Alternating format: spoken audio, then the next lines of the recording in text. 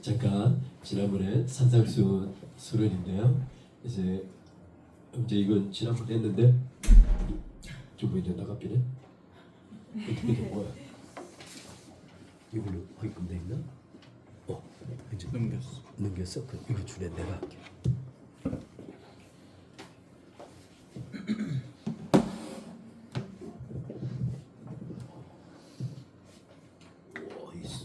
이 역시 맥이 좋아요. 자, 이제 오늘 이제 내용이 약간 좀 쉽지 않습니다.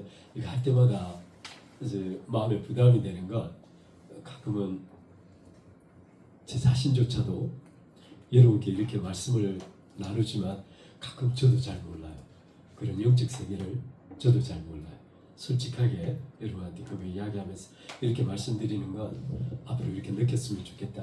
앞으로 이런 신앙생활이 이런 경험이 되었으면 좋겠다. 하나님의 말씀이 우리 삶에 이렇게 확증되었으면 좋겠다는 바람이 있습니다. 오늘 그것의 근거를 한번 살펴보겠습니다.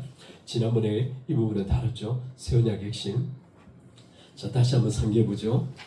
하나님께서 옛 언약에서 새 언약으로 전환하신 이유가 있죠. 목적이 뭐죠?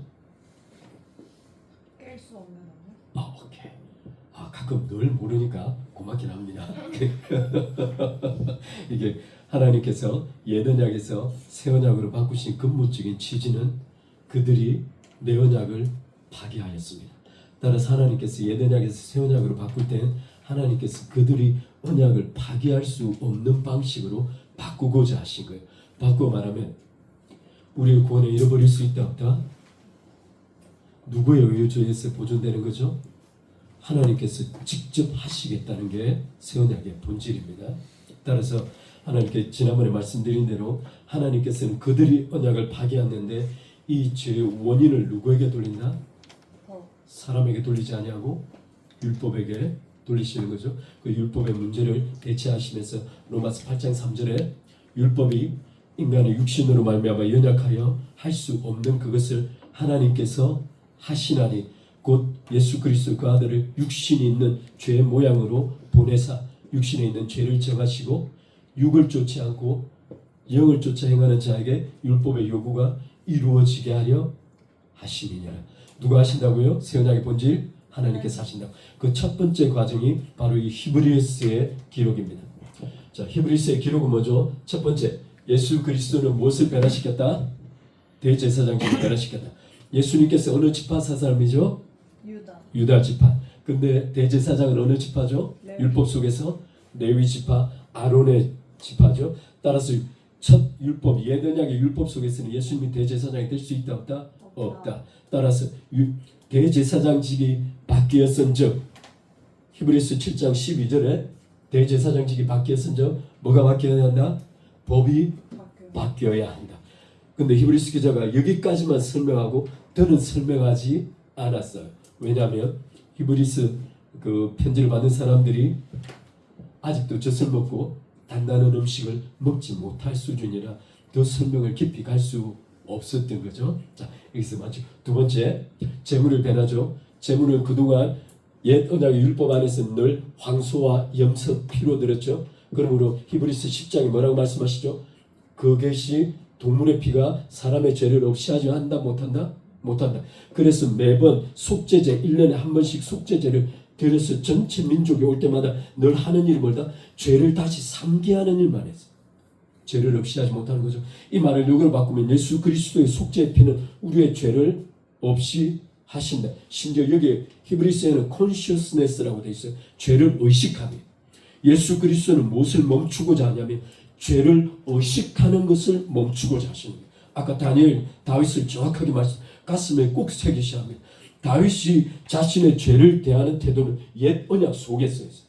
그것을 선언한 자가 누구냐면 나단 선지자였어요. 여러분, 한 가지 질문이 있습니다. 여러분하고 다니엘서를 나누고 있지만 이스라엘 민족에게 성전의 파기는 곧 언약적 파기로 이해됐습니다. 이유가 있는데 성전 파기가 왜 중요하냐면 그들의 제사 제도가 없어졌기 때문에. 여러분, 하나님께서 율법을 주시면서 여러분 십계명을 가지고 율법을 주시면서 하나님께서 동시에 주신 것이 무엇이냐면 성막을 만드는 제도를 주셨어요. 호렙산 아래서 성막을 만드는데 약 9개월이란 기간을 소요합니다. 율법을 그냥 10개명 받고 내려와서 바로 말하면 되는데 성막을 만드는다면 9개월이 걸렸어요. 왜냐하면 이 성막 제도의 제사 시스템이 없이는 율법을 지속할 수 없기 때문에. 그런데 다니엘 당시에 이스라엘이 망했을 때 가장 심각한 갈등과 고민이 무엇이었냐면 사라진 제사 제도를 어떻게 대체할 것인가. 그럼 우리는 어떻게 용서받을 수 있는가? 히브리 다니엘서는 다시 단 한 번도 제사를 드린 일이 없어요. 그럼에도 불구하고 성전이 사라졌음에도 불구하고 이스라엘 백성들 중에는 그 누구보다도 거룩하게 살아간 사람들이 굉장히 많다. 이것이 암시하는 바들이 있어요. 하나님께서 미리 모든 것들을 보여주시는 거죠. 지난번에 말씀드렸지만 계속 성전이 파괴되면서 지성소까지 이방인들이 들어가서 섰음에도 불구하고 아무 일이 발생하지 않는 거예요. 이미 하나님께서 이 성전을 제거하기로 결정하신 겁니다. 따라서 이 예수 그리스도의 제물을 자신을 들여서 제물을 삼으신 거죠. 하나님께서 당신의 아들을 제물로 삼으신 이유가 뭐죠?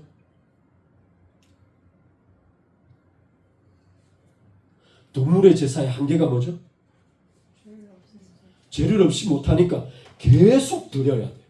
히브리서 10장에 뭐라고 표현하냐면 대제사장이 속죄제를 가지고 들어갔는데 지성소 안에는 앉는 자리가 없어요.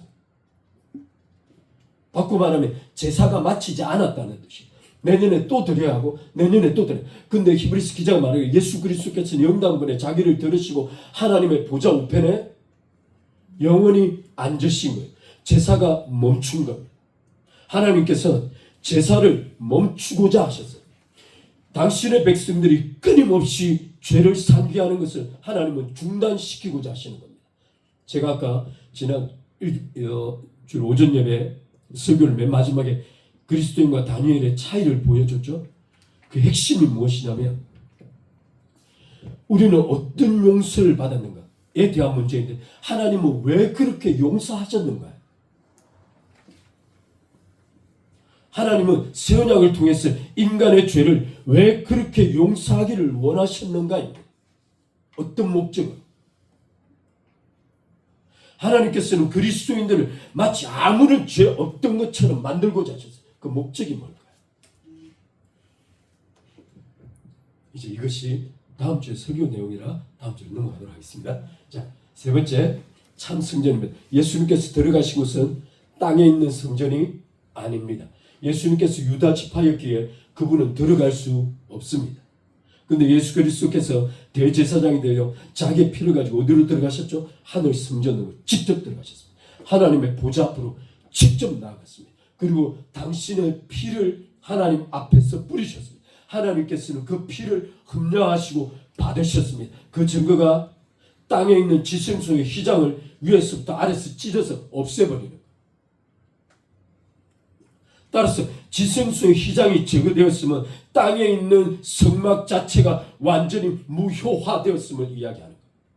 자, 여기까지 하죠. 자, 이렇게 하나님께서는 첫 번째 히브리서 기자가 말하고 있는 말은 하나님의 속죄가 완전한 속죄입니다. 그것이 새 언약의 특징입니다. 두 번째 넘어가겠습니다. 두 번째 보시죠. 오늘 내용이 이 내용이 약간 어려워서 여러분들하고 약간 좀 시간을 두고 진행하도록 하겠습니다. 새 언약의 핵심, 왜 새 언약은 더 이상 파괴될 수 없는가? 하나님께서 하신 일인데 로마스가 말하는 논지가 있습니다. 로마스는 어떻게 말하는가? 아까 그만 말씀드릴 때는 로마서 8장 3절로부터 쭉 4절로 이어지는 이 구절을 한번 읽겠습니다. 율법이 육신으로 말미암아 율법이 연약하여 할 수 없는 그것을 하나님은 하시나니 곧 죄를 인하여 자기 아들을 죄 있는 육신의 모양으로 보내어 육신의 죄를 정하사 육신을 쫓지 않고 그 영을 쫓아 행하는 우리에게 율법의 요구를 이루어지게 하려 하십니다. 율법을 무력화시키는 육신을 어떻게 처리할 것인가? 율법을 무력화시키는 육신을 어떻게 처리할 것인가가 하나님의 방법이 바로 여기 8장 여기 3절에 나와 있습니다. 로이드 존스 목사님의 설교가 있어서 약간 요약해 보았습니다. 이제 앞부분의 내용인데 육신에 의해 율법이 무력화되는 이유는 무엇 때문이죠? 육신 안에 거하는 죄 때문입니다. 다시 한번 육신 안에 거하는 죄 때문입니다. 근데 잘 여기 단어를 보세요. 예수님은 죄 있는 육신의 모양으로 오셨죠. 죄 있는 육신의 모양. 그럼 율법이 무력화되는 이유는 육신에 있는 죄 때문이에요. 자, 7장 14절에 이렇게 기록하고 있습니다. 우리가 율법은 신령한 줄을 알거니와 나는 육신에 속하여 죄 아래 팔렸다. 누가 육신에 속한 거죠? 나는 육신에 속하여 죄 아래 팔렸도다. 육신은 나를 이끌어 죄에 팔아버립니다. 다시 한번, 육신은 나를 이끌어 죄에 팝니다. 그 밑에 구절을 보면 25절, 내 자신이 마음으로는 하나님의 법을 육신으로는 죄의 법을 숨기노라. 그리하여 내가 육신에 속하여 육신으로 말미암아 내가 죄 아래 팔리고 죄의 법을 숨기게 되는 겁니다. 다시 한번, 내가 육신으로 말미암아 육신을 인하여 죄에 팔리고 죄의 법을 숨기게 되는 겁니다. 따라서 육신에 있는 죄를 끊기 위해 필요한 방법은 육신을 절여내는 방식입니다. 자, 순서를 잘 보세요. 오늘 말씀이 약간 순서적으로 어려워서. 따라서 나 자신이 육신으로 말미암아 죄에 팔렸습니다. 밑에 구절 7장 24절 한번 볼까요? 오라 나는 공고한 사람이로다. 이 사방의 몸에서 누가 나를 건져내라 합니다. 이게 로마서 7장 24절은 그거 안 돼? 이거를 너 태블릿이나 이렇게 해서 카톡으로 보내달라고 해서 여기서 미러링으로 이거 하면 되거든요. 아니야. 그냥 오늘 여기까지만 설명하고 마치자. 빨리 가. 오늘 회사 때문에.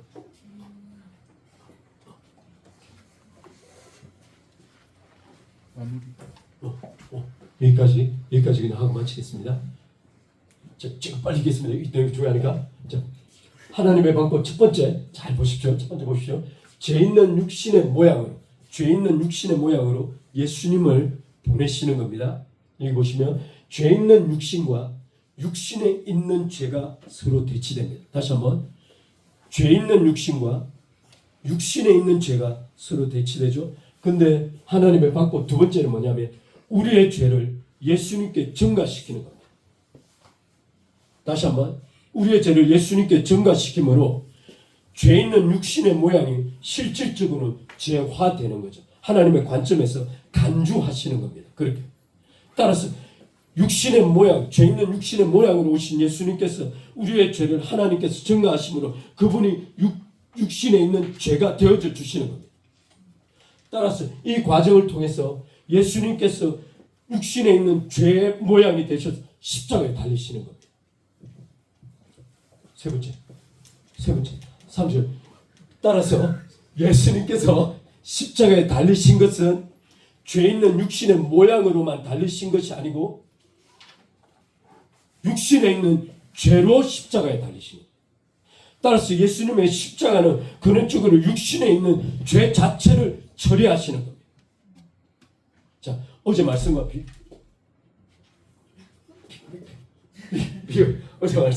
비교하겠습니다. 아까 어제 말씀드린 예수님께서 속죄의 제물을 위하여 대제사장이 되시고 제물이 되시고 그 하나님의 성소로 들어가셨죠. 이것이 그리스도께서 하나님 안에서 하신 일입니다. 근데 또 다른 영역 안에서 우리 안에서는 어떤 일을 하시는 거예요? 예수님께서 하나님 앞에 하신 공적인 사역이 실제 우리의 실존 존재 안에서는 어떤 일이 벌어지고 있는가가 바로 이 구절입니다. 예수님께서 죄 있는 육신의 모양으로 오셔서 하나님께서 우리의 죄를 그리스도께 전가함으로 스스로 육신의 죄가 되셔서 십자가에 달리심으로 그 죽음을 통하여 우리 안에 있는 육신의 죄를 십자가에 못 박고 처리하신 겁니다. 따라서 이거 없어졌네. 따라서 예수님께서 우리의 육신을 처리하신 겁니다. 아까 계속 읽었던 말씀이 있죠. 나는 육신에 속하여 육신을 인하여 죄에 팔린 겁니다. 그러면 예수님께서 하신 일의 근본적 목적은 나와 육신의 고리를 끊어내는 겁니다. 다시 한번, 나와 육신의 고리를 예수님께서 끊어내시는 겁니다. 그러면 여기 질문이 있습니다. 왜 예수님께서는 나와 육신의 고리, 여러분 나와 육신의 고리를 끊으신 겁니다. 아까 바울이 말하기를 7장 24절에 오라 나는 궁고한 자로다. 이 죄의 몸에서 누가 나를 끌어내라 이렇게 말한 게 아니에요. 바울이 말하기를 이 사망의 몸에서 누가 나를 건져내라. 결국에 바울의 가장 갈등 깊은 곳에 심령의 존재적 실존적 고민은 무엇이었냐면 이 육신의 죄에 의해서 지배당하고 있는 자신에 대한 문제입니다. 바로 육신의 문제인 거죠. 따라서 예수 그리스도의 십자가는 나와 육신의 고리를 끊는 겁니다. 그런데 이 육신과의 고리를 끊는 목적이 뭘까요?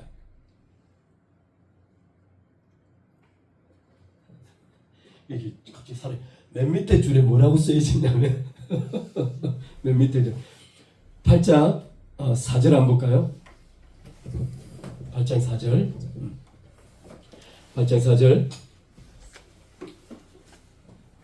제가 읽겠습니다. 육신을 따르지 않고 그 영을 따라 행하는 우리에게 율법의 요구가 이루어지게 하려 하심이니라. 여러분 예수 그리스도는 자신의 십자가 죽음을 통하여 우리 자신, 우리 자아, 우리 실존, 우리 자신과 육체와의 고기를 끌어내고 육신을 쫓는 삶에서 우리를 돌이켜서 영을 바라볼 수 있도록 만든 겁니다. 따라서 예수 그리스도께서 죄 있는 육신의 모양으로 오셔서 십자가에 매달리신 이유는 우리 자신과 육신의 관계를 끊어내고 우리 자신으로 하여금 성령을 쫓아 행할 수 있도록 토대를 만드는 거예요. 이 말 이해하시죠?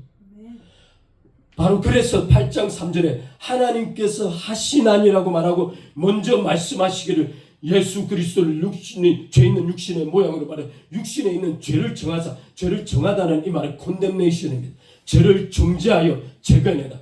지금 아까 로이드 존스 목사님과 다른 목사님은 찰스 스폴전이 뭐라 그랬냐면 죄는 단순히 용서받는 것이 아니고 죄는 하나님 앞에 법적으로 사형 선고를 받은 것이라고 했어요. 이게 약간 용어적인 약간 불투명성이 있습니다. 그분이 말씀하신 게 약간 불투명성이 있으나 중요한 말은 하나님께서 단순히 죄를 용서하시는 차원이 아니라 예수 그리스도의 십자가상에서 죄에 대하여 하나님께서 사형 선고를 내려버리는 것. 따라서 예수 그리스도의 십자가를 통해 죄에 대한 사형 선고를 내리면서 육신과 우리를 분리시키고 우리 자신으로 하여금 우리 속에 들어와 계시는 성령을 쫓아갈 수 있도록 예수 그리스도께서 토대를 만들어내십니다.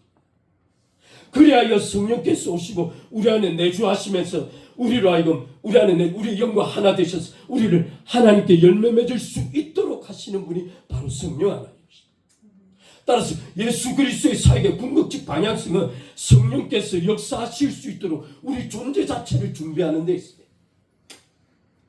이것이 예수 그리스도께서 행하신 우리의 실존 안에서의 두 번째 사건입니다.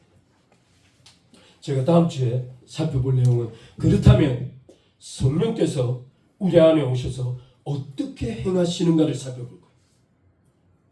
다시 한번 로마서 8장 3절로 4절 말씀을 다 같이 한번 읽어보겠습니다. 다 같이 한번 첫 번째 자 시작하겠습니다.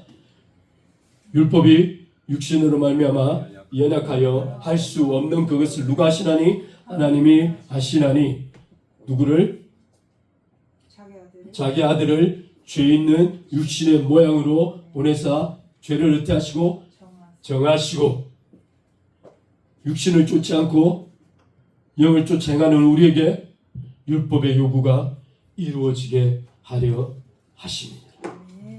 따라서 예수 그리스도의 사역은 필연적으로 성령을 바라보도록 되어 있습니다. 다시 한번 우리는 예수 그리스도의 죄 용서와 구속에 대하여 설교와 무수한 시간 동안 우리는 그것에 집중하고 있으나 하나님께서는 그것에 기반하여 누구에게로 나아가고 있는 거죠? 성령 하나님께. 다시 예수 그리스도의 구속, 하나님의 관점에서 예수 그리스도의 구속은 모든 택하신 자들을 이끌어 성령께 나아가기 위해서 사역하고 계십니다. 제가 마지막으로 이 말씀만 다음 주에 하겠지만 그만 치겠습니다. 제가 우리 성령권 모임에서 우리 이선 목사님과 우리 이주모 이제 여러분 6월절의 어린 양과 6월절의 어린 양, 출애굽에서 나오는 6월절의 어린 양 이것이 문설주에 바르고 그 안에 천사가 지나감으로 구원을 받은 거죠. 유월절에 늘 어린 양이 있었습니다. 근데 유월절의 어린 양, 율법 속에 유월절의 어린 양의 그림자의 실체는 누구시죠? 예수 그리스도입니다. 예수 그리스도께서 우리의 제물 되셨습니다. 따라서 우리는 더 이상 동물의 제사를 바라보지 않습니다. 더 이상 그림자의 동물의 제사에 의존하지 않습니다. 다시는 우리의 제사가 없습니다. 성전은 완전히 파괴되었습니다. 따라서 우리의 모든 것은 오직 예수 그리스도의 구속에 달려 있습니다. 그런데 오순절날 어떤 일이 있었죠? 오순절날 율법이 주어졌습니다. 그림자 속에서 오순절날 핵심 사건은 십계명과 율법이 주어진 사건입니다. 이 율법이 주어졌을 때 이스라엘 백성들이 밑에서 플레이, 놀고 온갖 일을 하다가 약 3,000명이 동시에 죽음을 당했습니다. 그런데 신약 성경에 오순절에 어떤 사건이 있었죠? 성령이 임하셨습니다. 각 제자들 120명이 방언을 하기 시작하면서 각 나라 13개국 이상의 언어로 각 나라 방언하면서 그 당시 예루살렘에 오순절 절기 때문에 모여들었던 모든 사람들이 하나님의 큰 일함을 들었다고 했습니다. 그 바로 일 이후에 베드로가 설교하면서 그 유대인들 중에 3,000명이 회개했습니다. 따라서 3,000명이 죽었던 유월절의 오순절의 사건이 성령께서 오시면서 3,000명을 제자 삼는 일이 벌어진 거죠. 따라서 그림자 속에 오순절은 율법이 주어졌으나 실체 속에 오순절은 성령이 오신 겁니다. 여기 한 가지 질문이 있습니다. 우리는 다시는 유월절의 어린 양을 보지 않습니다. 오직 유월절의 어린 양의 궁극적 의미는 실체 대신 예수 그리스도에 대하여 가르쳐주는 일입니다. 우리는 더 이상 약 설명서에 의존하지 않습니다. 약의 실체가 왔기 때문에. 그러면 오순절날 이 율법의 실체는 누구입니까? 성령 하나님입니다. 여러분 아시다시피 유대인들이 율법을 대하는 태도는 생명 그 자체입니다. 율법은 유대인들의 정체성을 형성하는 바로 그것입니다. 유대인들에게 율법을 반대하거나 율법을 적대시하면 곧 하나님을 적대시하는 것과 동일시되었습니다. 그렇다면 오늘날 신약의 성도들은 성령 하나님을 대할 때 유대인들이 율법을 대하는 태도 이상으로 성령 하나님을 대해야 할 필요성이 존재합니다. 예수 그리스도께서 오직 우리의 구주가 되시고 마땅히 하나님으로서 찬양받으시기에 합당한 것이시듯이 성령 하나님께서 오순절 유대인들에게 율법 그 이상으로 우리에게 찬양을 받으시고 우리에게 경배를 받으시며 그분이 역사하셔서 우리를 인도하여 하나님의 궁극적인 율법의 요구 전체가 이루어지게 하는 일들 성령 하나님께서 맡고 계신 겁니다. 그런데 안타까운 건 저도 그렇지만 교회에서 성령에 대하여 그다지 말하지 않습니다. 아드핑크 목사님이 성령 서론을 쓰면서 뭐라고 글을 쓰셨냐면 우리가 성령을 생각하는 것과 하나님께서 성령 하나님을 바라보시는 관점 사이에 상상할 수 없는 차이가 존재한다. 다시 한 말씀. 교회가 생각하는 성령과 삼위일체 하나님께서 생각하는 성령 사이에는 넘을 수 없는 간격이 존재. 우리의 모든 관점을 돌이켜서 삼위일체 하나님께서 성령을 어떻게 바라보고 계시는가를 반드시 알아야만 새 언약은 그때부터 실효적인 효력을 발휘하기 시작합니다. 그것이 성령 하나님. 제가 이거 다음 주에 로마서 에스겔서 다루면서 거듭남을 다루면서 다시 한번 말씀드리겠습니다. 제가 아까 조금 전에 찬양하면서 방언으로 같이 찬양하기도 했지만 앞으로 제 개인적으로는 하나님께서 저는 은사 폐계론을 믿지 않습니다. 하나님께서 성령 하나님께서 원하시는 대로 자유롭게 사역하실 수 있는 곳이 되었으면 좋겠다. 그러기 위해서 가장 필요한 것이 말씀의 토대를 두는 것입니다. 말씀의 토대를 두는 것입니다. 그래서 성경에 집중적으로 살펴보려고 하는 이유도 거기에 있습니다. 그러나 궁극적 방향은 이 모든 말씀이 가리키고 있는 성령 하나님께 나아가기 위함입니다. 예수 그리스도를 통하여 성령 하나님께 나아가기 위함입니다. 자, 오늘 우리 PPT가 갑자기 사라진 관계로